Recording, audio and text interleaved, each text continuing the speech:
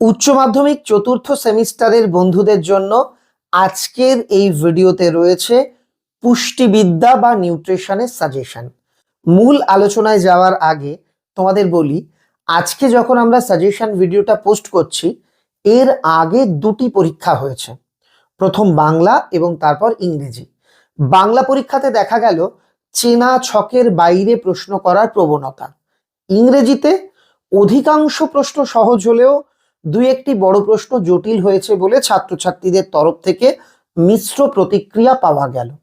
ফলে তুমি যদি মনে করো নতুন সিলেবাসের পরীক্ষাতে অল্প কটা মানে একটা দুটো প্রশ্ন পড়ে সব কমন পেয়ে যাবে, তাহলে এই ভিডিও তোমার জন্য নয়। তুমি ভিডিও স্কিপ করতে পারো। ইভেন এই কটা প্রশ্ন পড়লে সব কমন পাবে এমন দাবি আমরা মোটেও করছি না। বিশিষ্ট লেখক এবং শিক্ষক সুব্রত বিশ্বাস স্যার আজকের ভিডিওতে তোমাদের জন্য এই সাজেশনগুলিকে নির্বাচন করে দিয়েছেন।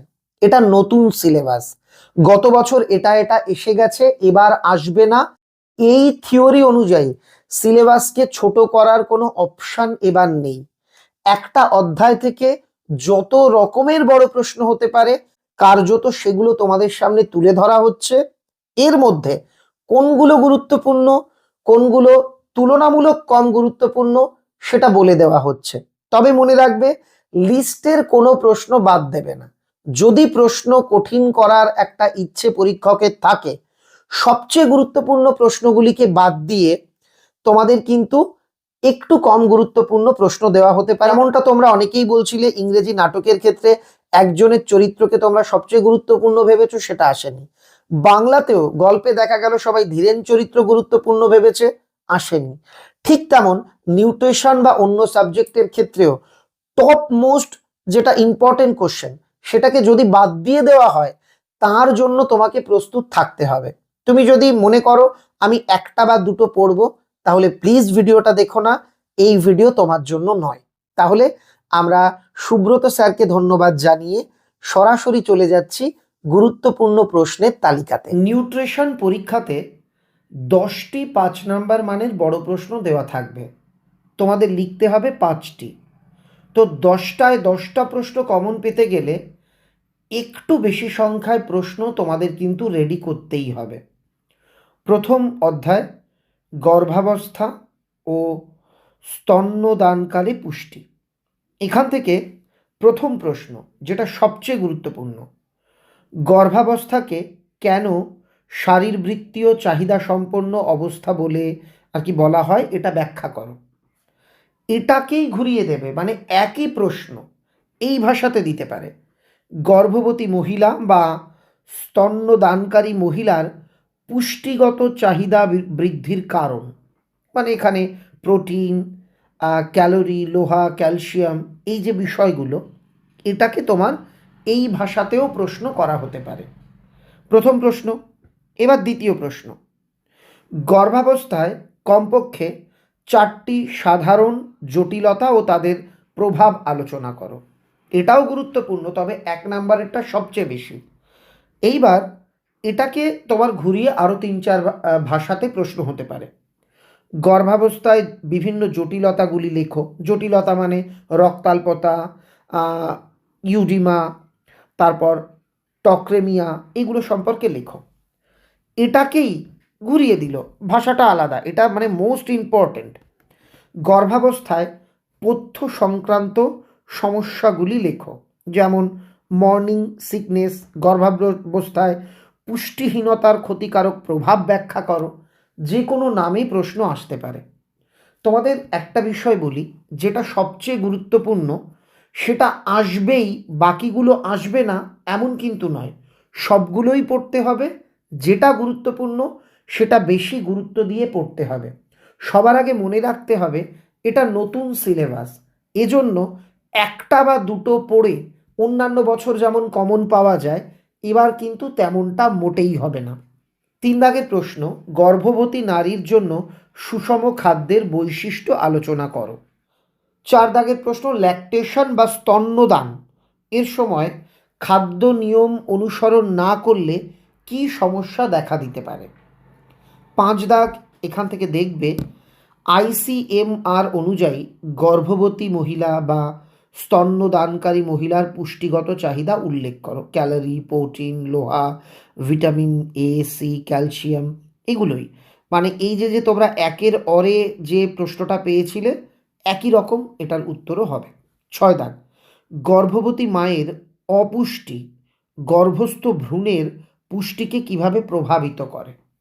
মোট 6টি প্রশ্ন, যার মধ্যে প্রথম 3টি মারাত্মক ইম্পর্টেন্ট, বাকি 2-3টিও তোমরা একটু হলেও দেখে রাখবে। 2 নম্বরের জন্য স্যারেরা এবার কিন্তু রিস্ক নিতে চাইছেন না। টুকরো টুকরো ছোট ছোট বিভিন্ন প্রশ্ন হতে পারে। টেক্সট বই খুঁটিয়ে পড়লে এই প্রশ্নগুলো তোমরা ভালোভাবে আর কি এই প্রশ্নের উত্তর করতে পারবে। এবার অধ্যায়ের নাম শিশুদের পুষ্টি। এখান থেকে প্রথম প্রশ্ন, কোলস্ট্রমের গঠন ও গুরুত্ব ব্যাখ্যা করো। দ্বিতীয় প্রশ্ন, মাতৃদুগ্ধ বনাম কৃত্রিম দুগ্ধ, এই দুটোর মধ্যে তুলনামূলক আলোচনা বা পার্থক্য। উইনিং কি, মানে এখানে হচ্ছে স্তন্যপান বন্ধ করা বা দুধ খাওয়া ছাড়ানো, উইনিং কি, এর প্রয়োজনীয়তা এবং সঠিক সময় আলোচনা করো। 4 দাগের প্রশ্ন, শিশুদের টপ মিল্ক নিয়ে বিস্তারিত আলোচনা করো। মাল্টিপারপাস ফুড ও বাল আহার অর্থাৎ বাচ্চাদের খাবার এর বৈশিষ্ট্য আলোচনা করো, খুব ইম্পর্টেন্ট এটা। 6 দাগ, শিশুদের অপুষ্টির সঙ্গে ভুল খাদ্যাভ্যাসের সম্পর্ক ব্যাখ্যা করো। তোমরা অনেকেই লিখতে পারো, না বুঝেই লিখতে পারো যে এত পড়া লাগবে, তাহলে সাজেশন কি। মনে রাখবে তোমাদের যে সিলেবাস, সেই সিলেবাস অনুযায়ী যে 10টি বড় প্রশ্ন দেওয়া হবে সেই 10টি কমন পেতে গেলে কম করে তোমাদের সিলেবাসের মধ্যে 100 থেকে 150 বড় প্রশ্ন হতে পারে। তার মধ্যে থেকে প্রশ্ন বাছাই করতে গেলে একটু বেশি সংখ্যায় তোমাদের পড়তেই হবে। আর এমন তো নয় যে এটা পরীক্ষার একদিন আগে তোমাদের পড়তে বলা হচ্ছে। গোটা বছর তোমরা আশা করি পড়াশুনো করেছো, এখন এগুলো আবার রিভিশন দেবে।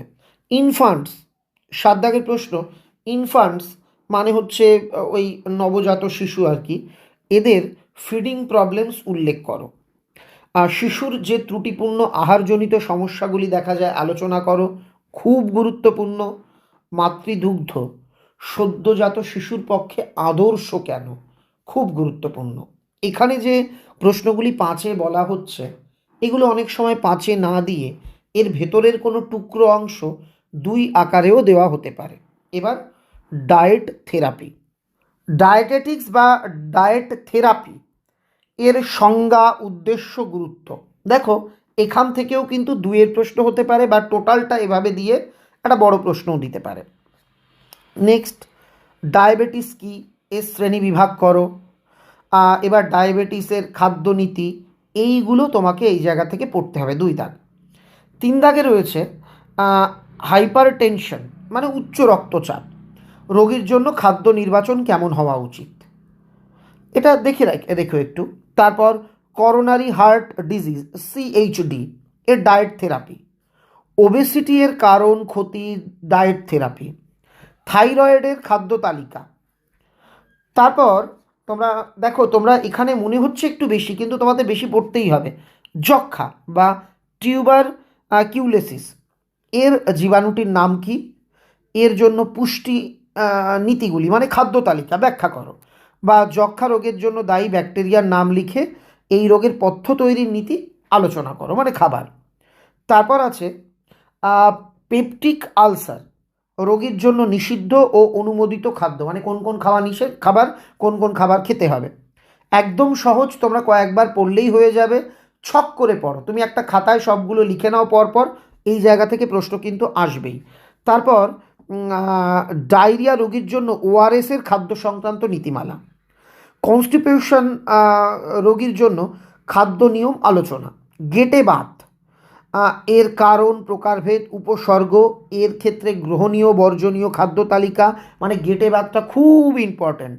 তারপর তোমাদের জন্য রয়েছে জন্ডিস, খাদ্য নীতি ব্যাখ্যা করো। কোলেলিথাইয়াসিস অর্থাৎ পিত্তথলিতে পাথর, গল ব্লাডার স্টোন আর কি, এই জাতীয় রোগের খাদ্য নীতিমালা ব্যাখ্যা করো। এখান থেকেই 13টা বিভিন্ন রোগ সম্পর্কে পড়তে হবে। দেখো স্টার দেওয়াগুলো হলো মূল সাজেশন, কিন্তু যেহেতু এটা নতুন সিলেবাস তাই শুধু এই কটা পড়ার পরামর্শ দেওয়া হচ্ছে না, এ বাদেও বাদবাকিগুলো তোমরা কিন্তু ভালো করে রেডি করে, অন্ততপক্ষে রেডি না করতে পারো দেখে যাবে। এবার পুষ্টির অভাবজনিত রোগ আর কর্মসূচি, পিইএম ও পিসিএম এর সম্পূর্ণ নাম, পিইএম এর প্রকার, লক্ষণ, কারণ, প্রতিরোধ সবটা পড়বে। ভিটামিন এ ডেফিসিয়েন্সির কারণ, উপসর্গ, প্রতিরোধের উপায় পড়বে। রক্তাল্পতা এর লক্ষণগুলো কি কি, কাইলোচিনিয়া কাকে বলে, অ্যানিমিয়া প্রতিরোধ, এই যে যে অংশগুলো, অ্যানিমিয়া প্রতিরোধে NNAPP এর ভূমিকা খুব ভালো করে পড়বে। আইডিডি এর কারণ, উপসর্গ, নিয়ন্ত্রণের কর্মসূচি পড়বে। তারপর তুমি দেখতে পাচ্ছ 5 দাগের প্রশ্ন, এই তিনটে জিনিসের মধ্যে তোমাকে তুলনা করতে বলা হয়েছে, তুলনাটা তোমরা পড়বে। দেখো, আমি যেহেতু পুষ্টিবিজ্ঞানের শিক্ষক নই, আমার উচ্চারণ ভুল হতে পারে, তাই আমি এগুলো পড়লাম না, তোমরা ভিডিও দেখার সঙ্গে সঙ্গে স্ক্রিনশট করেও রেখে দিতে পারো। আর এই প্রশ্নগুলো তোমাদের স্যারেরা বলেছেন কিনা, তোমার রেডি কিনা আমাকে জানিও। এবার 6 দাগের প্রশ্ন, ভিটামিন ডি আর সি এর অভাবজনিত রোগের লক্ষণ, প্রতিরোধ, রিকেট ও অস্টিওম্যালেশিয়ার পার্থক্য, এটা কিন্তু মোস্ট ইম্পর্ট্যান্ট। তারপর গলগণ্ড রোগের প্রতিরোধ কর্মসূচি ও অন্ধত্ব প্রতিরোধ কর্মসূচি খুব ইম্পর্ট্যান্ট। জাতীয় ডায়রিয়া নিয়ন্ত্রণ কর্মসূচি সম্পর্কে লেখো। এবারের অধ্যায় সহায়ক খাদ্য কর্মসূচি ও বিভিন্ন সংস্থার ভূমিকা, RDA RDI এবং সাপ্লিমেন্টারি ফিডিং সম্পর্কে লেখো।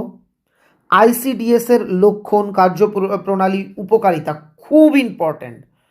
MDMP এর মিড ডে মিল প্রোগ্রাম এর উদ্দেশ্য, লক্ষ্য, সুবিধে ব্যাখ্যা করো, খুব important. National food security NFSA এর গুরুত্ব, FAO WHO UNICEF এর পুষ্টিক্ষেত্রে অবদান, আর ICMR NNMB জাতীয় পুষ্টি উন্নয়নের ভূমিকা। দেখো, এই টার্মসগুলোর পুরো নাম, বাংলা নাম পড়ে রাখবে। হয়তো তুমি পড়ে গেলে এর পুরো নাম দিয়ে প্রশ্ন করলো, তুমি বললে কমন না, বা তুমি বুঝতে পারলে না, বা তুমি বাংলা নাম দিল তুমি বুঝতে পারলে না। তাই এই অংশগুলো কিন্তু তোমাকে বুঝতে হবে, আর এইগুলো ভালো করে পড়া থাকলে দুইয়ের প্রশ্নও কিন্তু তুমি ইজিলি পেরে যাবে। কমিউনিটির জন্য পুষ্টি, তাহলে তুমি দেখতে পাচ্ছ নিউট্রিশন এডুকেশনের উদ্দেশ্য, গুরুত্ব, নীতি খুব ইম্পর্টেন্ট। এই এডুকেশনের মাধ্যম পদ্ধতি পড়ে রাখবে। তারপর কুকিংয়ের একটি কার্যকারী শিক্ষা পদ্ধতি, এটা সম্পর্কে ব্যাখ্যা একটু দেখে রাখবে। এবার আমাদের লাস্ট অধ্যায় খাদ্যের পুষ্টিমান নির্ণয়। ফুড এক্সচেঞ্জ লিস্ট কি, এর ব্যবহার ব্যাখ্যা করো। ফুড ভ্যালু টেবল ব্যবহার করে খাদ্যের পুষ্টিমান নির্ণয়ের ধাপ লেখো। তারপর ব্যালেন্স ডায়েট তৈরিতে ফুড এক্সচেঞ্জ সিস্টেমের ভূমিকা, বিশুদ্ধ খাদ্য ও মিশ্র খাদ্য বলতে কী বোঝো, সুষম খাদ্য তালিকা প্রস্তুতির নিয়ম এবং বিবেচ্য বিষয়গুলি লেখো। পুষ্টি শিক্ষায় রন্ধন প্রদর্শনের ভূমিকা লেখো।